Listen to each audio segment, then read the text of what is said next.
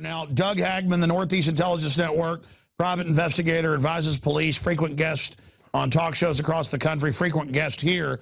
He has some of his Homeland Security sources, as we do. We've broken a lot of national news over the years, as everyone knows, with MIAC and Homeland Security reports and countless others.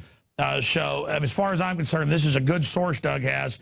Now, it doesn't mean the source isn't being fed disinfo, because they can say it's all coming down and then they back off. But you can see all the preparations. They didn't buy $1 billion+ bullets to play Ted Lee Winks. They're not buying armored vehicles, all of this stuff for nothing. And Steve was telling us tonight on his radio show, you can find out more at stevequayle.com, and also on their nightly show, the Northeast Intelligence Network. They're going to be breaking all this down together. But to give us a quick breaking peek at what the source is saying is Doug Hagman. So I'm going to turn back and talk to him, joining us on quick notice via Skype. Doug, I know you got to go quick here, but tell us what's breaking over there on your site. Well, Alex, as you said, the bottom line here is I've got a source from the DHS that said it's going hot, meaning the plans that they have in place have been approved at the highest levels of the White House. These are orders, plans, orchestrated staged events coming from the White House and being coordinated with Janet Napolitano. Now, this is from, according to my source, Valerie Jarrett and someone else that's involved in the higher echelon, the closest circle of the president. Now, what it is, when I say it's going hot, or when my source says it's going hot, is a stage event of some kind or some sort of false flag type of event to garner sympathy, to garner support for the president, who's maybe lagging in the polls, who might be in fear of having to vacate the Oval Office in November. They would institute a plan. Now, they've got a couple of different plans, according to my source, and they change them with events, just like we saw with the hurricane. With Biden, okay, there was some talk about, in fact, I believe other people had talked about perhaps a false flag or stage event with Biden because they couldn't figure out where Biden fit into things. Well, according to my sources, look, they've got contingency plans upon contingency plans, and that was one of them, okay? So the bottom line here, I guess the real news is this. According to my source, they want to go ahead. When I say they, I'm talking about the Valerie Jarretts, the labor leaders, the people who benefit most by Obama being in office and who want to see another 4 years of fundamental transformation of this country. It's them who are saying, look, let's ensure his re-election. If we can't ensure his re-election through votes, then we're going to ensure it through through controlling the opposition, controlling the voting process, and even perhaps suspending the elections, which is incredible. I know it's Looney Tunes talk, but it's not Looney Tunes talk. We had all those White House advisors, the Financial Times of London, their fundraisers saying, don't worry if he gets down on the polls. There'll be an event, a new Oklahoma City or 9/11. We'll blame on the Tea Party. We'll blame on Alex Jones, Glenn Beck. I mean, that was all said, and you're saying your source says, I mean, they did Fast and Furious, so they could be capable of doing anything. That's why we have to look at this, and that's why this is such big breaking news. Continue to elaborate on this, and then we'll learn more tonight when you guys break this down with Steve Quayle, but I want to get Steve's take on this. What else did your source say? Well, to expect this, it's going to depend on the series of, or it's going to depend on how things work out or how things play out. But one of the things is to expect it when you least expect it. And this is something I didn't publish, and also to whatever it is going to be, it's going to galvanize, it's going to polarize, I should say, various aspects of our country. The rich versus the poor, the black versus the white. I mean, it's going to cover a gambit of things. That's what my source is saying. Well, you notice the White House got caught sending in agitators with the Trayvon Martin deal. Yeah. But people were too smart on all the sides to take the bait. They are really trying to get us fighting with each other. Well, yeah, and I think, and to your credit and to Steve's credit, to people who are speaking out against this, you know, and you had mentioned earlier, what if this is just nothing more than a disinformation campaign? I thought of that. It could very well be. And if that is the case, then so be it. How do you tell? I don't know. But the fact is, this guy, who I believe I've known this guy for a quarter century. Look, he's given me a lot of information in the past, and he said these people are very serious. These people want. I mean, look, it's going. You know, this is right now.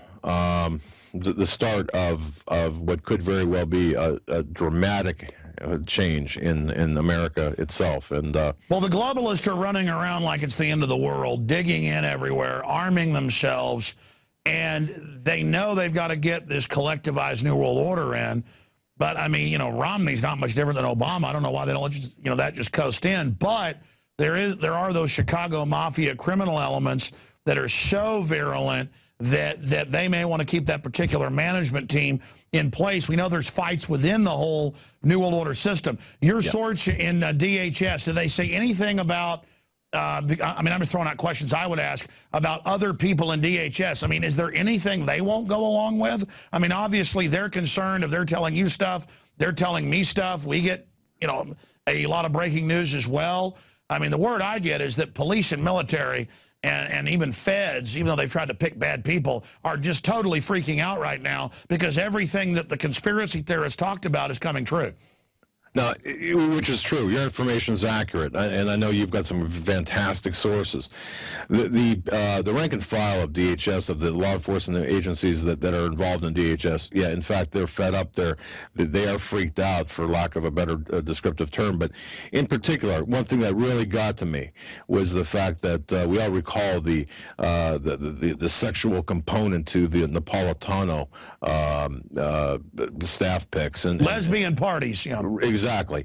That, they almost, according to my source, they almost lost control of this information, I shouldn't say the information, of the compartmentalization of the information, because it was during one of those situations, let's just say, that there was something said, and it was done in such a fashion where there, in fact, they're very adept at using sexual perversions for blackmail, and that's why they're bringing these people in. I mean, look, blackmail is blackmail, and of course, if you're married, well, they want to bring in mentally defective people that. I mean, it's one thing to have those sexual persuasions, but, you know, just the domination, the craziness, the wildness of these souped up, you know, hyper male. You know, I mean, these women take testosterone. I mean, and that's the whole culture. They're crazy people, basically, and they can't help it. That's who the globalists want, is just lunatics who would order I mean, say what you want about Bush. They didn't have TSA fondling children and women at the airport. I mean, this is a group taking their sick domination out in the open. They're criminals. Criminals always get reckless. Yeah, and I got to tell you, you were saying that before, long before I was. Steve Quayle was saying that long before I was. And boy, I'll tell you, what a wake-up call I received when I realized everything you've been saying is true and everything that Steve's been saying is true. And to have somebody from, detached to DHS, law enforcement officer, say, hey, look, this is what's taking place. And it is. And so to really sum it up, at this point, I believe, based on what my sources told me, we are at the point now where there has been a commitment given by, whether it's Valerie Jarrett or someone else close to Obama. Perhaps Obama doesn't even know about this or has a suspicion, but he's not in on necessarily the integral planning of this. But that final go-ahead has been given, and certain conditions have to exist or should exist before whatever it is. Well, there it is. From your source, there's the headline. Globalists to stage false flag for Obama, or false flag trigger to be pulled for Obama. I mean, you think that's an accurate headline? I do. Very much so. Yes, I do. And I think, Canada Free Press picked up on this. Judy McLeod had written a story yesterday that kind of set the stage. Yeah, and we didn't collaborate on anything for this article about staging a false flag event. Look. We've got all these advisors saying, "Gee, it would sure help us." Now Obama's in trouble. And everybody better have their eyes peeled for this. You guys are going to cover this more tonight. People can find out at stevequayle.com or Northeast Intelligence Network's website. In fact, give people that site again. It's Alex, thank you very much. It's HomelandSecurityUS.com. That's HomelandSecurityUS.com, not affiliated with any government website. Sure, and we've had that up on screen as well. Let's bring Steve Quayle in here, who's on the show tomorrow. In fact, we should get you on after him tomorrow. He's on at noon, the radio show tomorrow. Steve Quayle, give us your take on what you just heard, because you were the one while we were on air that alerted me to Doug's new report, so we got him on with you at the end of this in-depth interview. This is just chilling because this fits into all the preparations we see, and then the criminals are so arrogant, they're writing op-eds in major publications going, "Don't worry, there'll be a big staged event we'll blame on people." I mean, they're so arrogant, they don't even put 1 inch of separation. They don't say they're going to stage it. They just say, "Don't worry, fundraisers. Doesn't matter if we're down the polls. There'll just be something staged. We'll blame on the Tea Party." I mean, they're now suspect number 1, Steve Quayle, when there's an event. I mean, aren't they? Well, absolutely, but it gets back, Alex, to the same thing. Everybody other than them is a target to be destroyed. They have assassination algorithms. We'll talk about that maybe tomorrow on your show. But again, Doug, why don't you give out the Blog Talk Radio that address too, because it's on Blog Talk Radio under Hagman and Hagman, right? Correct. And Steve, the best way to do it would be just to go to I think you've got a link up on your website. If not, HomelandSecurityUS.com. Click on the Listen Now button. Yeah, that's why I sent them there. And Doug, if you can do it in the hour after Steve tomorrow, that'd be 1 o'clock Central. I'd like to try to get you on because again, even if this is disinfo they're giving your people, all the preparations are there. We know they'd stage this if they could get away with it. We may be able to stop them if everybody runs around like chickens with their heads cut off right now, getting this info out. That could, or do you think if they've committed, they're still going to pull the trigger? Well, Alex, my source said, look, you got to make this public. You got to let people know about this because it could very well stop this. It could very well. Oh, that's key. Oh, really? What do you...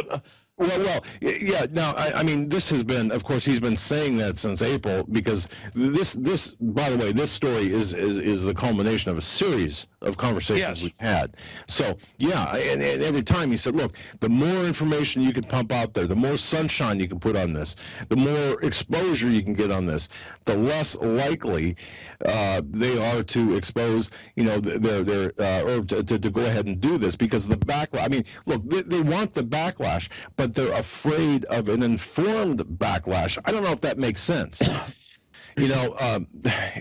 Sure. I mean, they're wanting to get away with this and be able to launch it and not have people looking at it when it happens. Yeah, they want the response. In other words, for example, using the Trayvon Martin shooting, supposedly which it wasn't a black on white or a white on black crime. They want that knee-jerk response. But if you know ahead of time that, hey, this is going to happen, this is being planned, it's going to happen, well, then the response can be tempered, and of course, it won't work. Sure. I mean, you can diffuse it or partially diffuse it or misdirect it. Did he give any ideas on what it could be? I mean, it sounded like he was alluding to this will play race and financial groups off against each other.